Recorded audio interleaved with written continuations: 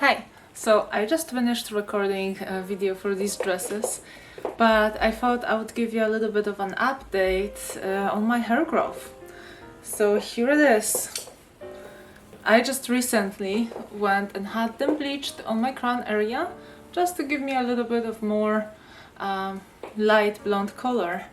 But I'm continuing with my regimen that I show over here or in the description, depending what's gonna work today. I explain exactly what I do every day and every time I wash my hair. Biggest thing of all, it's put a lot of jojoba oil the night before I wash my hair, and I think that has been a game changer. My hair grew so much. I wanna just show you right here. They're a little wavy right now, so remember it adds a little bit of lift to them, but if I get them straight down, they are reaching my waist right here.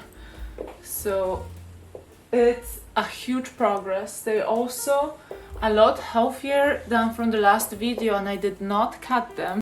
These ends are normally very burnt and they're very silky right now. They're smooth. I just washed them, I mean yesterday.